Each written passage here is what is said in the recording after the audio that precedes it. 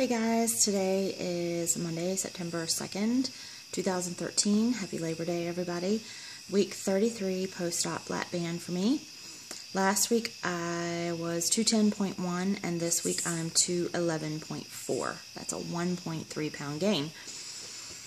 If you guys watched my video last week, you know I had a pretty fucking stressful week. Oh, sorry, booby shot. And throughout the course from last Tuesday till today, I have seen so much as 214 on the scale and as low as 209, which felt really good. But my weight's been all over the place, and part of it was not eating enough. I think part of it was eating the wrong things. I don't know. I can try to justify it and figure it out, but I'm not even going to because it just frustrates the bejesus out of me, so I'm not going to. I will say that sometimes you eat the right things and the scale doesn't budge the way you want it to. It's very discouraging, and then you eat something bad and the scale goes the right way and you're like, why'd that happen? I was being good, nothing happened. And it's like a reward for bad behavior. I don't know. I'm playing this game with myself about food, and I need to stop it. I went to go see my son on Sunday, yesterday, and it's a long drive. It's like almost 4 hours away, and we were away from home, and I stopped and got a Happy Meal at McDonald's. I ate a burger, got stuck, ate the little tiny, you get like 12 french fries in the little tiny thing, threw out the apples, had a little tiny soda. It was really hot, humid, so it melted and kind of, it wasn't fizzy, so I drank the thing. It was good. I liked it. I was happy about it. This morning, got on the scale, lost 1.8 pounds after going to McDonald's. WTF. I don't get it. It makes no sense. So anyway, that's pretty much it for my weight loss. I don't know what I don't know what happened this week, except I had a gain, but it's all over the place, so who knows, tomorrow I'll probably have a loss. I don't know.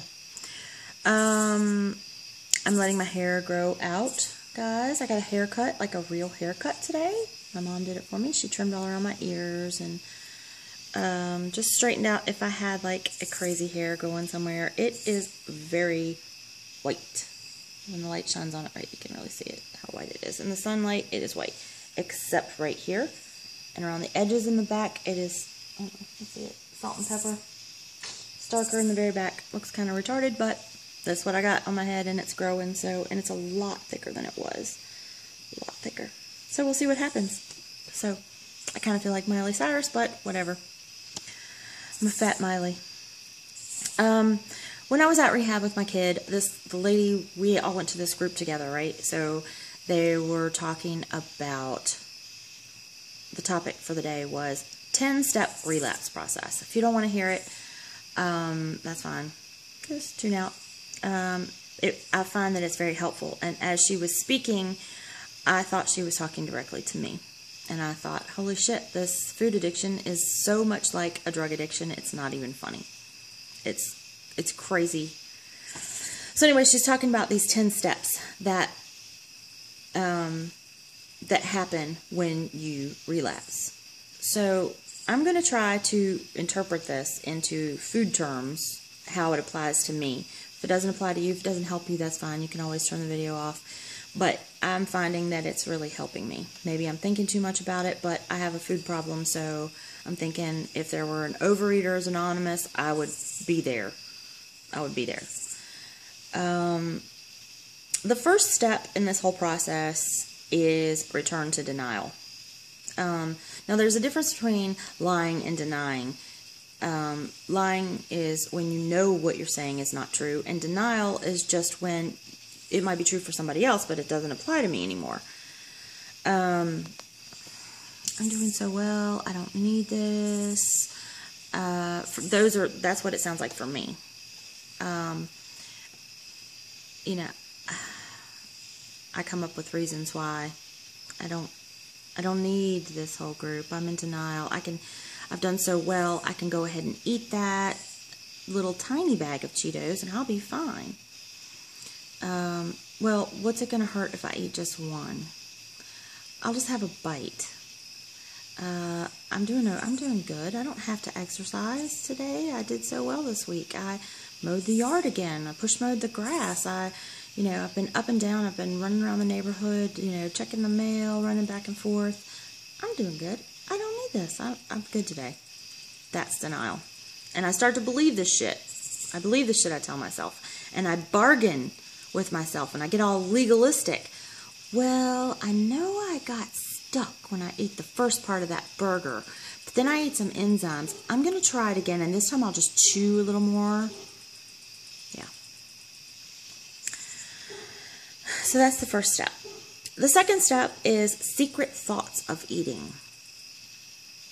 I'm not going to tell anybody this shit because I'm not supposed to be eating this crap, but I'm thinking about it. I'm thinking about it so much that I'm almost obsessed with it. I'm thinking about eating some Cheetos. I'm thinking about what might be in my fridge. I'm thinking that when my husband goes to work, I could eat some of this stuff. Nobody would know. I'm thinking on Tuesday, after I do my weigh-in with you guys, I can eat for like 2 days, and then I still have a few days to lose. I'm bargaining with myself, and I'm having these secret thoughts, and I don't want to tell anybody, because if I ask for help or I talk to you guys about it, then you might stop me. And what I really want to do is eat some damn junk food. So we're afraid to tell because we have accountability with each other, and I don't want to tell you guys because then you will know and you might stop me. And the whole goal of setting all these steps up and putting all this shit in motion is that I'm going to screw up so that I can eat what I want. Step 3, easily irritated. Oh my God, I'm so grouchy because I've been obsessing and I'm in this denial process and things are starting to snowball and I'm just pissed off. I'm in a bad mood. I got on the scale because, well, I was good yesterday, so I might as well screw up today. Nothing changed on the scale. Just pissed off, just irritated. Then I start building a crisis. You get panicky. You've gone through step 1 and step 2 and step 3. You're already there. You're pissed off. You start building a crisis.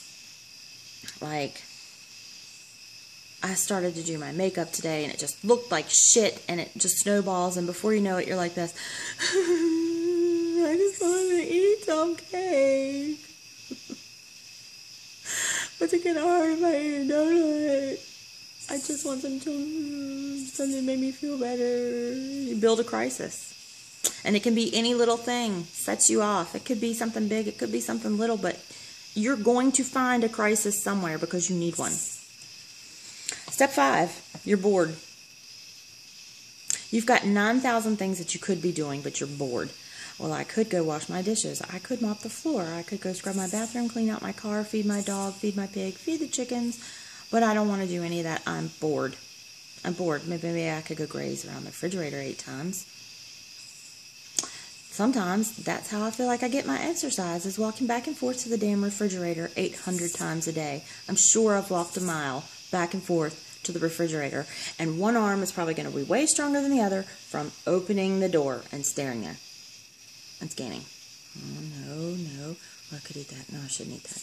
Oh, I could have that. No, I'm not going to eat that. I should have that. No, I can't. Who obsesses over food like this? This girl right here. This is how I act. So when I'm bored, it gets even worse. And I've got all these other things. I'm irritated. I'm building crisis. I'm in denial. I'm having secret thoughts of eating. Then you abandon your daily structure. The things that work. You get up. You eat something healthy right off the bat. You have a protein shake. You pack your food. You take it with you. You are set up to succeed. You stop doing that. You break out of your routine and you blame it on things like, well, I was away from home. I could have taken my food with me. I knew where I was going when I left. I knew how long I was going to be gone. I could have done things better, but I didn't. I abandoned my daily structure.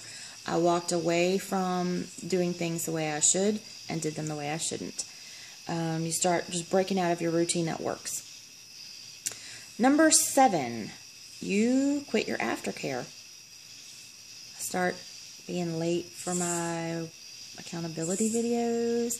not really participating in talking in groups, that's your aftercare. Your lap band is your fat rehab. You got it because you couldn't do it on your own. And the aftercare is the support that you have. And when you start dropping out of that, that's when people around you start noticing, hey, is she okay? I haven't seen her for a while. Hope everything's all right. And if it seems like it's not all right, it's probably not. And people are going to notice. So that's step 7. You quit your aftercare. You don't really participate in groups like you should. You're not communicating with people the way you used to. You're not bringing it up. You're not posting, cute little memes on Facebook. You've dropped out of discussion.